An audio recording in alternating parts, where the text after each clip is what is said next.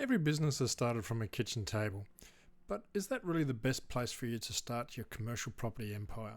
G'day, I'm Peter Bender. I'm a commercial realtor and business broker, and today we're going to have a light-hearted look at running your business empire from home. There's a few areas that we're going to have a look at. We're going to look at the concepts of space that you need, time, the fact that it's not for everyone. We'll have a look at who it is suitable for and who it's not suitable for, and then we'll have a look at the aspects of expenses and resources. I have actually had the opportunity to run about 15 businesses since I was a teenager, and they all started from home. And the best thing about that is you can really get to the stage of keeping your expenses down. But before you get to that stage, you need to have a bit of a foresight look. Have you got the space?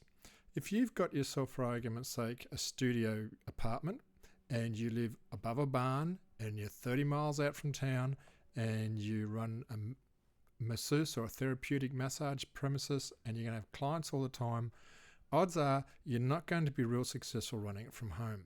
Space is one of the key things you need to look at, and you need a dedicated workspace. Quite often it's, if you're lucky and you've got a spare room that you can run where you can close the door and be left alone to work peacefully, then that's ideal. You need to factor in, do you really need to have an opportunity for clients or suppliers to come and visit? In my business as a commercial realtor, I actually run my business from home as well. And the only time I've actually had to have people here was my accountant, who is out of town and comes and visits me for some weird reason at my home. She doesn't like coffee shops, probably once or twice a year. Outside of that, I've probably only had 2 clients who really wanted to come and see me because they didn't want their people at work to realise that they're putting up their business for sale or their property for sale. In those instances, we just went to a quiet coffee shop. You need to be able to have a plan B in case someone does come and want to visit you. And coffee shops or even a serviced office with a boardroom will usually will usually suffice for that aspect for you. One of the big challenges of a business running it from home is you need to have dedicated time.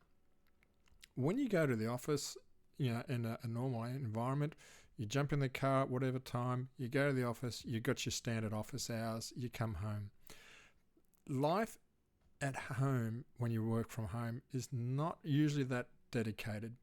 And quite often you get a lot of interruptions. Now, don't take me wrong, they're not bad interruptions. If you were at a normal office, you're going to have people coming up into your cubicle, people knocking on your door, you're going to have people ringing you, people walking by, people walking at the water cooler, all those aspects as well.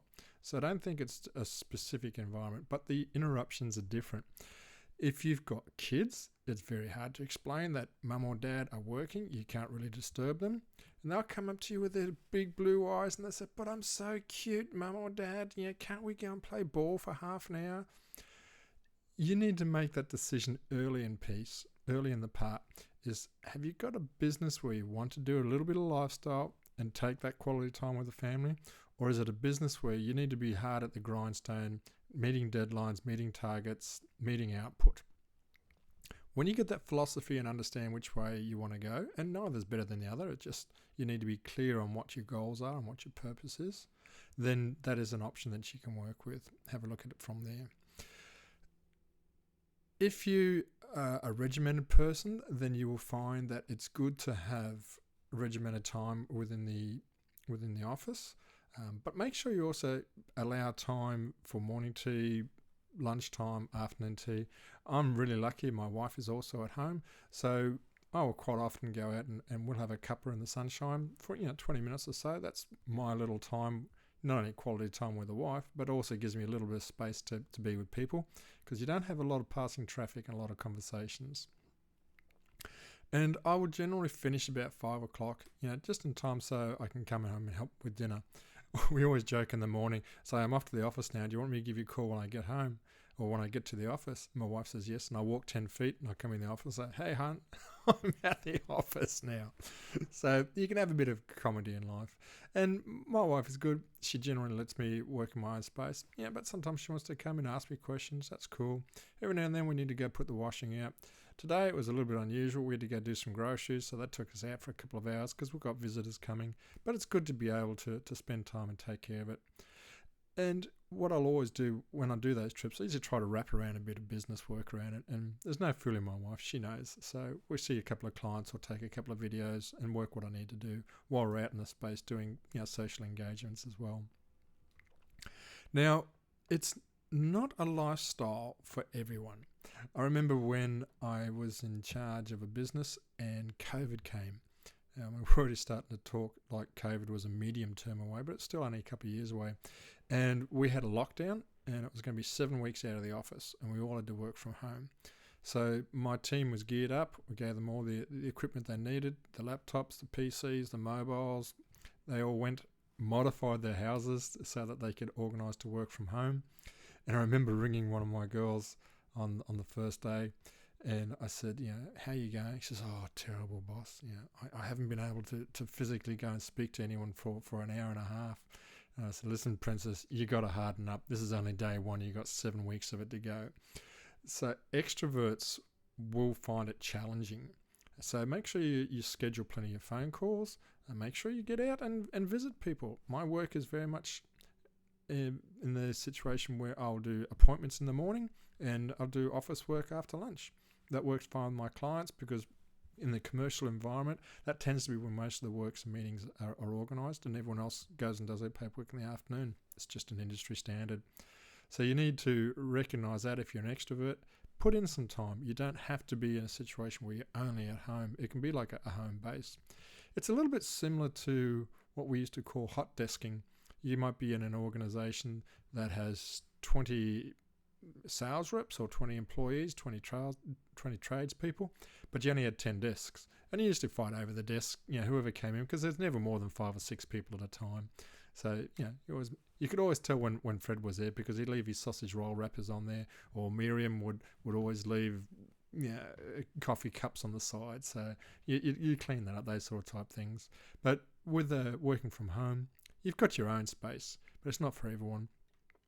Now, introverts is the other side as well. They need to be balanced because you can quite easily get buried in that quiet zone. It's surprising how little interruptions you get.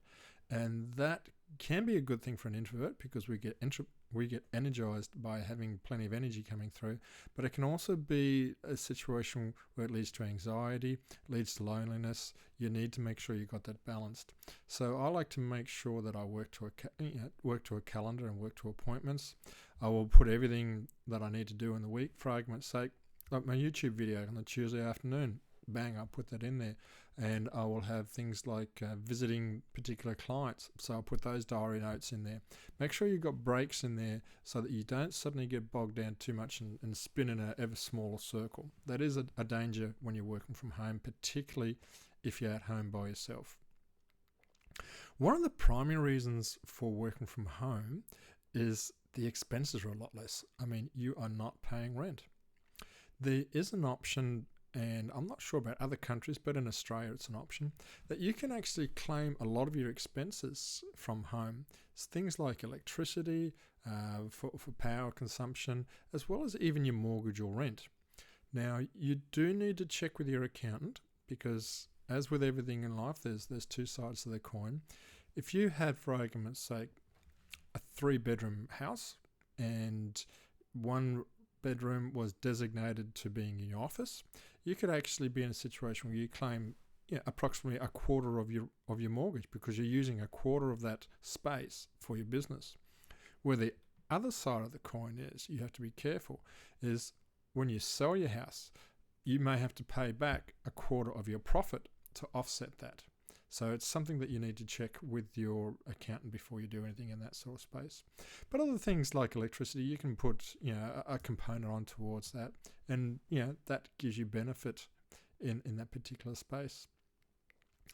There are lots of other things. You look at expenses.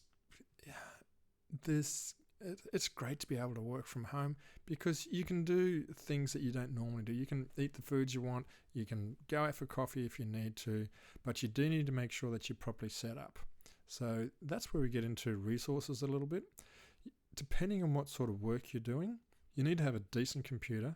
You need to have really good internet because a lot of work nowadays is done by videos. Zoom meetings, Skype sessions, and Microsoft Office, the likes of that. So you need to make sure you have good internet. You need to make sure your mobile has good reception, because a lot of your work is going to be through your mobile. You need to make sure that you do still have funds available, because you'd be surprised about how many things do need to crop up. In my particular business, a lot of my expenses is either on advertising or on software applications. There's a lot of databases, a lot of networks that we need to run with, just simple things like Xero for finances, particularly advertising sites that I work through, having a website. So there's a lot of those expenses that, even though you're not in an office, you still have to pay for. It's really only the rent and probably vehicle expenses that are dramatically reduced. Other resources that you need, it really depends on what it is you need for your business. So you may need to have a lounge or a quiet area for those people who do come in and drop in, if you decided to open up your house along those sort of lines. And that sort of is a marginal area that you need to have a look at. Having a look at my notes to see what else is there. Yes, you do think it is quieter at home, but you will find those unnecessary interruptions, just like you do in the office. 2 minutes ago, they started mowing the lawn on our property. So, yeah, I'm sitting here thinking, it's Tuesday afternoon. The whole world knows that I do my YouTube videos from my channel on Tuesday afternoon. What are you doing running a lawnmower? So you need to factor in that you still will get interruptions to come when you're working here. We've spoken about introverts and extroverts, clients' visits, software expenses. Yeah, at the end of the day, that's about all you really need to do. Talk with some people who have run their businesses from home. You may also need to have an exit point, like at what stage is it no longer viable to work from home. I've seen people who have opened up their home to being able to have 2 or 3 people in the office, and then it's only after that stage that they grow into another office. I am of the generation now, I'm a solopreneur. Well, I work by myself as an entrepreneur, and I have someone who looks after my accounts, and I have someone who looks after my marketing and the editing of YouTube, some of that technical stuff that I don't do. And that's about it. So I don't really have much need for growth. It was a conscious decision to actually make sure the business was of a particular size. If I went into an office, yes, it would cost me more, but that's not an issue. I would end up getting a great deal more work, and I didn't want to go back to the stage of working 60, 80-hour weeks, just to take things as fast and as hard as I could. And that's part of the benefit of it. Other things that you get at home, which you don't have in the office, is you can do things like wear your slippers. And depending on how you go, there are days I walk around in a pair of cargo pants and a football jersey. You just got to make sure that you can quickly change if something untoward happens and you get a late minute call. But it is a lot more relaxing. But you do need to have that discipline, and it's the relaxing part that a lot of people get lost with. So make sure that you have that regimented time, that you have items of a checklist each day. These are the things I want to do, most important, just like you do the office, to keep you focused on what you're doing. Have fun, enjoy it. Realize it's not an irreversible decision. If you start at the kitchen table and progress to your office and it doesn't work out, not an issue. But if nothing else, you haven't spent more money than what you need to. All right, next week we'll have another video on Tuesday afternoon. So as always, take care and God bless.